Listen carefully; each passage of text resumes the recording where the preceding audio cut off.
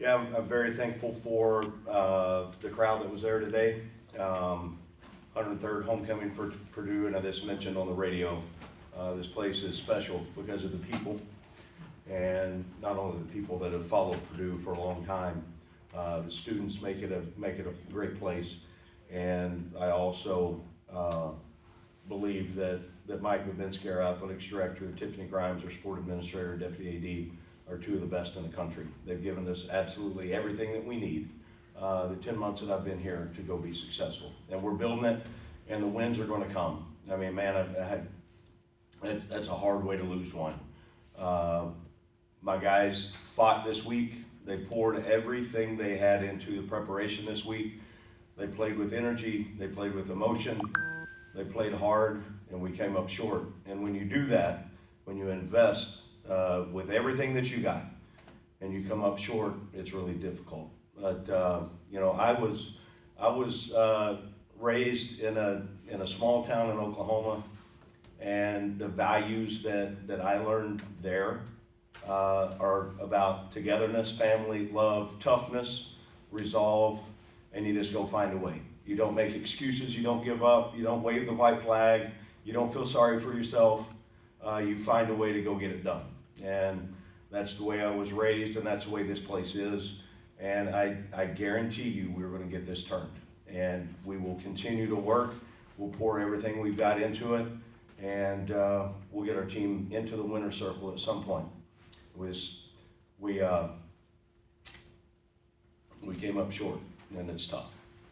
Questions?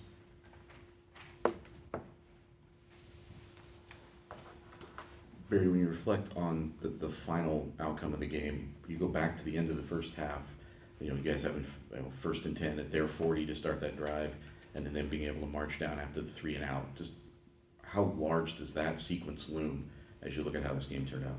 Well, I think they're all big. And then, I told the team after, it's not one play, it's not one drive. It's a combination of a lot of those things. And then I do know coming out of halftime, we always talk about the middle eight, last 4 minutes of the first half, first 4 of the second half. And we need to be a really good middle eight team.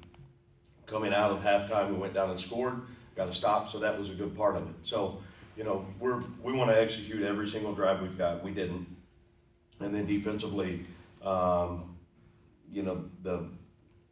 the broken coverage, obviously I thought took a little bit of aggressiveness out of us on how we were playing, and we've got to be able to overcome that. We didn't.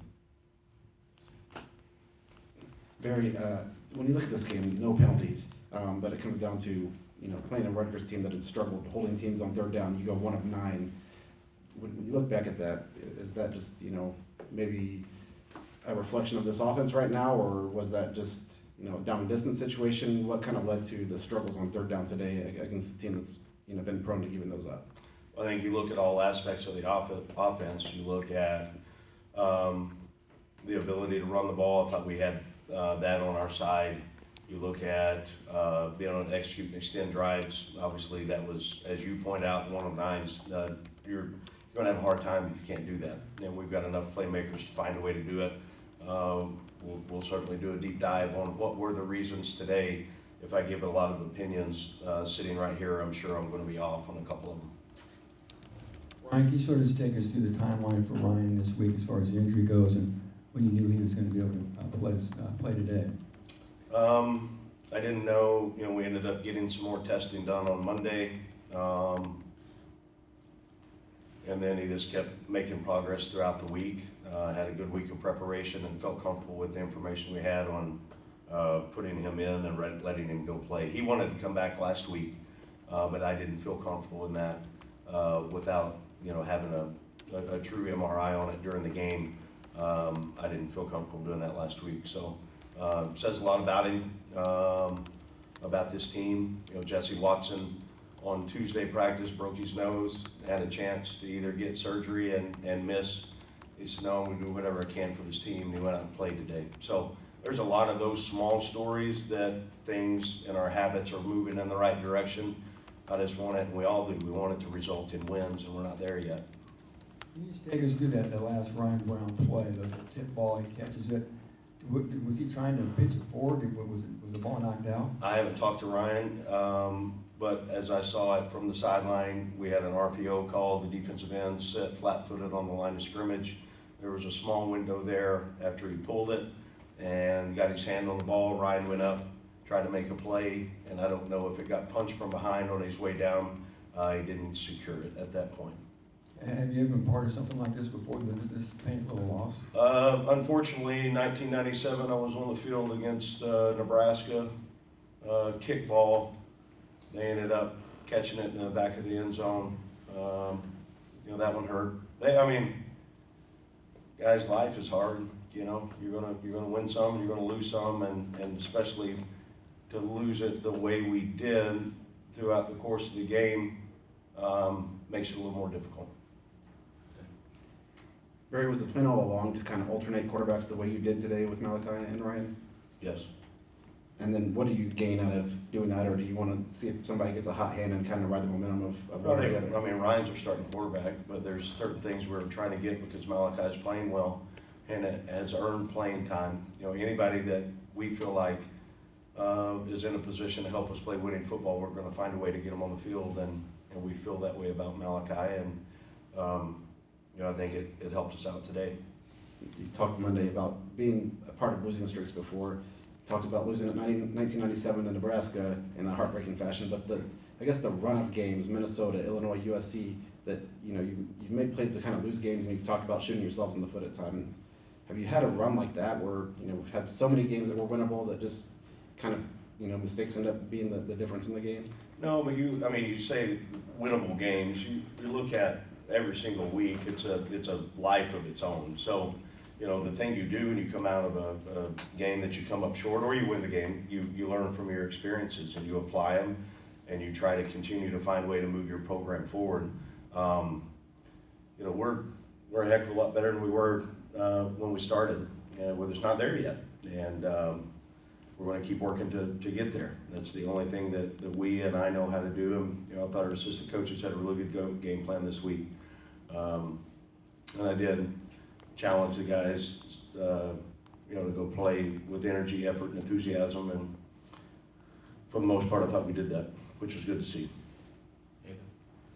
Barry, you talked before the season, anytime anyone tried to bring up, building something, looking to the future, you were very quick to say, no, we're going to win this year. I guess how much is a win at this point necessary for, proof of concept or being helping you continue to build into next year? I'm not going to back down from that statement. I believe that we're creating a winning culture, and eventually we are going to win. I don't know when that's going to happen.